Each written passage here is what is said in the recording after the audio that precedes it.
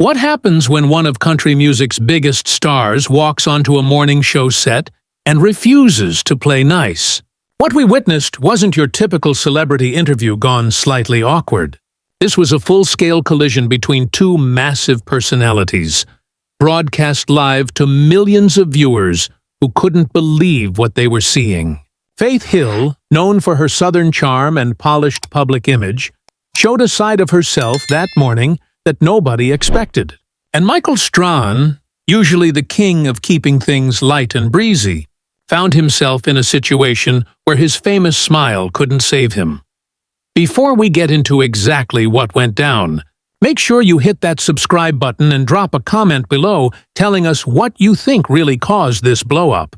Now, let's dive into how a simple morning interview turned into one of the most uncomfortable moments in daytime television history. The segment was supposed to be straightforward. Faith Hill was there to promote her new album, talk about her upcoming tour, maybe share some stories about life with Tim McGraw. Standard stuff for Good Morning America. The kind of interview that usually goes smooth as butter. Michael Strahan was in his usual seat, coffee mug in hand, ready to charm another guest with his easygoing style that made him a favorite among viewers and celebrities alike. But from the moment Faith Hill walked onto that set, something felt different. The usual warmth that guests bring, that excited energy about being on national television, it wasn't there. Her smile looked tight. Her posture was rigid. Michael stood up to greet her like he does with every guest, extending his hand with that signature grin that usually melts any tension in the room. Faith shook his hand, but barely made eye contact. She sat down in the guest chair, adjusted her microphone pack, and stared straight ahead at the cameras. Michael settled back into his seat, clearly sensing something was off, but doing what any professional would do, pushing forward with the plan. "Faith Hill, welcome to Good Morning America," Michael said, his voice carrying that enthusiasm that made millions of people start their day with him. "It's so great to have you here. I've been a fan for years, and I have to say, this new album is incredible." Faith nodded once. "Thank you. That was it. Just thank you." No elaboration, no matching his energy, no playing the game that every celebrity knows they're supposed to play when they sit down for a promotional interview. Michael's smile flickered for just a second.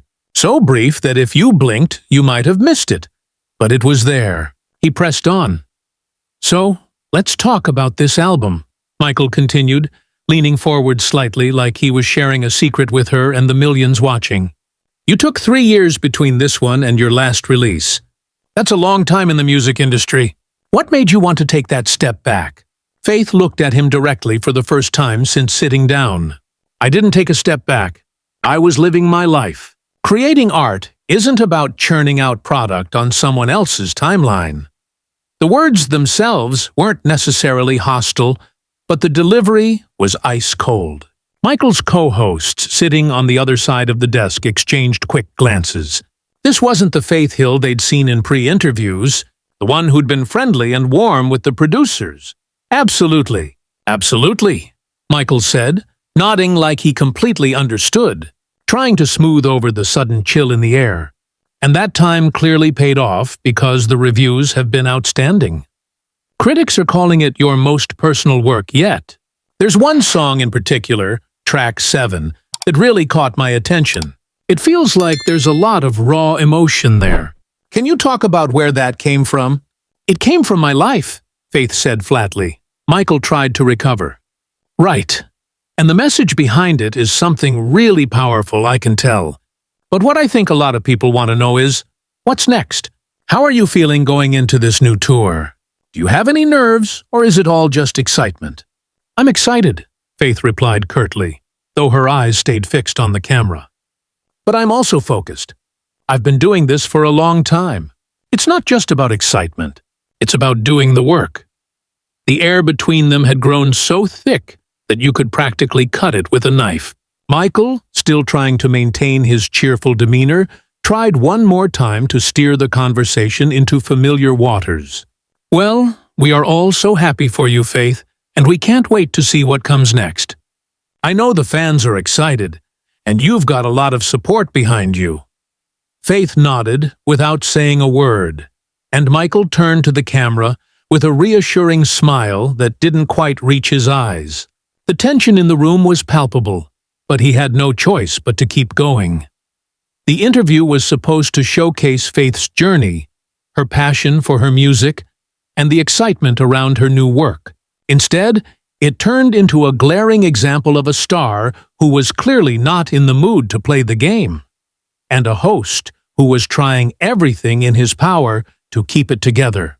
What happened next would go down in TV history as one of the most uncomfortable moments ever caught on camera.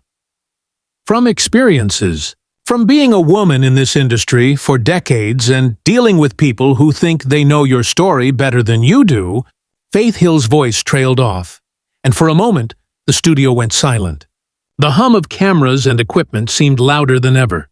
Michael Strahan paused, processing her words. "I'm not sure I follow. Are you saying that people misunderstand you?" he asked, trying to keep his voice calm, though a hint of confusion lingered.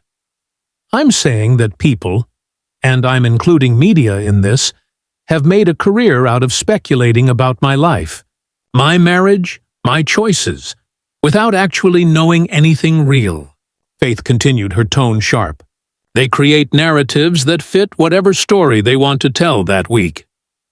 Michael sat back slightly, his posture stiffening. His friendly host demeanor began to shift, becoming more guarded as he weighed her words. "Well, Faith, you have to understand that when you're as famous as you are, people are curious. They want to know about the person behind the music. That's not necessarily a bad thing." "Curious is one thing," Faith shot back, her voice now noticeably sharper. "Invasive is another. Making up stories about my personal life to sell magazines or get clicks or boost ratings, that's not curiosity. That's exploitation." Michael's expression tightened. He hadn't expected the conversation to veer this way. "Hold on," he said, the edge creeping into his voice. "Nobody here is exploiting you. You came on this show to promote your album. We're giving you a platform to reach millions of people. That's what this is, a platform." Faith let out a short laugh, but it had no humor in it. "Is that what you call it, when you bring people on here and ask them invasive questions about their private lives under the guise of friendly conversation?" she countered. Michael's jaw clenched, his patience thinning. "I haven't asked you anything invasive. I asked you about your music and what inspired it. That's literally why you're here." Faith leaned forward, locking her eyes with his. "You asked me about track 7, she said, her voice cutting through the tension. "You don't think I know what you were really asking? Everyone who listens to that song tries to connect it to my marriage, tries to find cracks that aren't there, tries to create drama where there isn't any." Michael's voice grew firmer, but he kept his cool. "I was asking about the emotional depth of the song," he replied. "Now, if you don't want to talk about what inspired your own music, then I'm genuinely confused about what you do want to talk about." Faith's eyes narrowed. "I want people to listen to the music instead of treating it like a treasure map to my personal life," she said, her words deliberate. "Every song I write doesn't need to be dissected like some kind of coded message about who I'm fighting with or whether my marriage is falling apart." Michael spread his hands, trying to ease the tension in the air. "Faith, nobody said anything about your marriage falling apart. You're the one who brought that up." The silence that followed felt suffocating. Faith's face flushed with anger, her jaw tightening. Michael stared at her, waiting for a response. The cameras kept rolling, capturing the raw emotion of the moment. This was live television, and there was nowhere to hide. Faith's expression hardened further, her voice low but cutting. "You know exactly what you were implying with that question. Don't play innocent now." Michael shook his head slowly, frustration creeping into his tone. "I asked you about a song. You're the one who jumped to marriage and drama and all of that. I think maybe you're projecting something here." "Projecting?" Faith's voice rose slightly, the sharpness evident in her words. "I've been doing this long enough to know how these interviews work. You ask seemingly innocent questions that are designed to get me to reveal something personal, something you can turn into a headline. Then, when I call it out, you act like I'm being difficult. You are being difficult, Michael replied bluntly, and the harshness in his voice clearly surprised even him, judging by the slight widening of his eyes. But he didn't back down. I'm sitting here trying to have a conversation with you about your music. Which, again, is why you agreed to come on this show. And you're treating me like I'm some kind of tabloid reporter ambushing you on the street. Maybe that's because the line between legitimate media and tabloids got real blurry somewhere along the way, Faith countered, her voice growing more assertive. Shows like this one used to be about substance. Now, it's all about getting viral moments and sound bites. Michael's co-host, sensing the growing tension, tried to intervene, her voice calm and measured. Faith, I think maybe we got off on the wrong foot here. Why don't we start over and talk about the tour? I know your fans are really excited about it. No, Faith interrupted, still not looking at the co-host, her eyes locked on Michael. I want to finish this conversation. He wants to know what inspired my music. Fine, I'll tell him. She leaned forward, her words deliberate and heavy. It's inspired by decades of being treated like a commodity instead of an artist. It's inspired by people who think that because I'm successful, I somehow owe them access to every corner of my life. It's inspired by the constant pressure to be perfect, to smile through everything, to never show that any of this gets to you. Michael's voice softened, but his response remained firm. Nobody's asking you to be perfect, Faith, but you did come on a talk show. Talking is kind of the whole point. I came here to talk about my art, Faith shot back, not to be psychoanalyzed or to feed into whatever narrative you've already decided to push. What narrative? Michael asked, now raising his voice, genuinely perplexed. You walked out here with an attitude from the start. I welcomed you, complimented your album, asked you a basic question about your creative process, and you came at me like I'd insulted your family. So maybe instead of accusing me of having some agenda, you should look at what you brought into this room. The crew behind the cameras was frozen. This was not how these segments went, ever. Good Morning America prided itself on being the safe, comfortable, family-friendly way to start your day. Celebrities came on, promoted their projects, shared some laughs, maybe a touching story, and everyone left happy. This was something else entirely. What I brought into this room, Faith said slowly, each word heavy with meaning, is 30 years of experience dealing with people who smile to your face while trying to exploit you. So, forgive me if I'm not falling all over myself with gratitude for the opportunity to sit in this chair. Michael let out a long breath, his posture slumping slightly as he tried to compose himself. You know what, Faith? I've interviewed hundreds of people in this chair. Actors, musicians, athletes, politicians, all kinds of folks. Some are having a bad day. Some are tired. Some are nervous. I get it. But I've never had someone come on here and be this openly hostile for no reason. No reason. Faith's voice was incredulous, disbelief etched in every syllable. You really don't see it, do you? You don't see how the entire structure of these interviews is designed to make the guest vulnerable while the host maintains all the power. You get to ask whatever you want, and if we don't answer exactly how you like, we're difficult, we're problematic, we're not playing the game right. It's not a game, Michael said firmly, his voice gaining strength. It's a conversation, and in conversations, both people participate. They give and take. They meet each other halfway.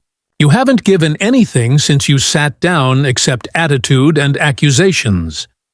Because I'm tired of giving, Faith said, her voice wavering just for a moment, showing a crack in her tough exterior. And for the first time, something other than anger crept into her voice. Something that might have been exhaustion, frustration, or even genuine pain. I'm tired of giving pieces of myself away to satisfy everyone else's curiosity or boost someone else's ratings, or make someone else's job easier.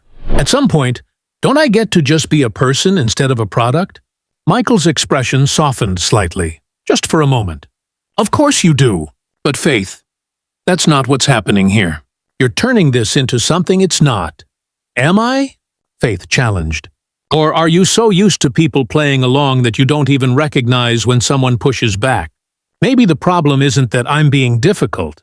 Maybe the problem is that everyone else has been too easy. Michael opened his mouth to respond, then closed it, his eyes flickering down to his notes before meeting Faith's gaze again. Okay, he said, taking a deep breath, his voice steady but tinged with irritation. Saunon, Sikien Sidan Fuich. You want to do this differently? Let's do it differently. No more questions about the music or what inspired it. Let's talk about this right here, right now. Why did you come on this show today if you have such a problem with how these things work? Faith didn't hesitate. Her response was direct, unwavering. Because my record label wanted me to. Because it's part of the promotional cycle that's expected. Because if I don't do interviews, then I'm being reclusive, and people speculate about what I'm hiding. It's all part of the machine. Michael, you know that as well as I do. So, you're here against your will? Michael pressed, leaning forward slightly. Is that what you're saying? I'm saying that choice is complicated when your career depends on it, Faith replied, her voice sharp.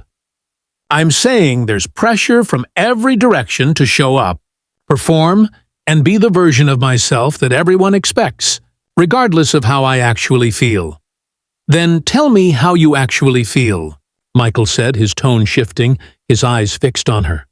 Right now, no music, no promotion, no machine, just you and me having a real conversation. How are you feeling? Faith stared at him for a long moment. The tension in the room was suffocating, thick with unspoken words. Finally, she spoke, her voice steady but laced with emotion. I feel like I'm constantly fighting to maintain some sense of authenticity in an industry that rewards performance over honesty. I feel like no matter what I do, it's never enough, and it's always too much at the same time. I feel like I'm expected to be grateful for opportunities while also being criticized for taking them. Does that answer your question? It does, Michael said quietly, his voice softening, genuine. And I appreciate you being honest about it. But Faith, you have to understand, I'm not your enemy here. I'm not trying to tear you down or exploit you. I'm literally just trying to do my job, which is to have interesting conversations with interesting people. Your job relies on people like me being willing to expose ourselves, Faith said, her tone steady but sharp. So maybe our interests aren't as aligned as you think they are. Michael sat back in his chair, a frustrated sigh escaping his lips. For the first time since the interview started, his expression changed. No longer calm, but genuinely frustrated. Not angry, but a quiet frustration that made it clear this was getting to him. You know what, Faith? You're right. Our interests aren't aligned. Your interest seems to be making sure everyone knows how much you hate being here. My interest is trying to salvage what's left of this segment. So, where do we go from here? Faith crossed her arms, her eyes unwavering from his. Maybe we don't go anywhere. Maybe this is exactly what needed to happen. Maybe people need to see that these polished, perfect morning show interviews aren't always real. Real? Michael's voice rose again, the frustration becoming more apparent. You want to talk about real? Real is me getting up at 4 in the morning to be here. Real is preparing for interviews, doing research on guests, trying to make everyone comfortable. Real is the hundreds of people behind these cameras who work incredibly hard to make this show happen. And you're sitting here acting like we're all part of some conspiracy against you. I never said conspiracy, Faith countered, her voice calm but resolute. But don't pretend like this isn't part of a bigger system. You're not just here to have a conversation. You're here to get something from me, something I'm expected to give. Faith shot back, her voice cutting through the tension. I said machine. And it is a machine, Michael. You can't deny that. Everything is scripted, timed, calculated to the second. Where's the real in that? The real is in the effort, Michael said firmly, leaning forward. The real is in showing up and doing your best, even when things get difficult. The real is treating people with respect, even when you're having a bad day. And right now, Faith, you're not doing any of that. Faith uncrossed her arms and leaned forward, matching his energy. Don't talk to me about respect when this entire industry is built on disrespecting boundaries. Every interview I do, someone wants to know about my marriage, my family, my personal struggles. They want me to cry on camera so they can get their moment. They want me to share trauma so they can package it and sell it. That's not respect. I didn't ask you about any of that, Michael said, his voice controlled but intense. I asked you about your music. That's it. You're the one who escalated this into something else. Because the music question was a gateway, Faith insisted. It always is. You ask about the music. I open up a little, then you push further, ask something more personal. And before I know it, I've said something I didn't want to say. And it's out there forever. Michael shook his head. You're making assumptions about what I was going to do based on what other people have done. That's not fair to me. Fair? Faith let out another humorless laugh. Nothing about this is fair, Michael. You sit in that chair, comfortable, protected by the format and the network and your status. I'm the one who has to walk the tightrope, making sure I say enough to be interesting, but not so much that it gets twisted into something I didn't mean. You think I'm comfortable right now? Michael asked, gesturing around the set. You think this is easy for me? Having a guest attack me on live television for doing my job? I'm trying to stay professional here, but you're making it really hard. Good, Faith said, her voice hardening. Maybe it should be hard. Maybe we all got too comfortable with how these things work, and someone needed to say something.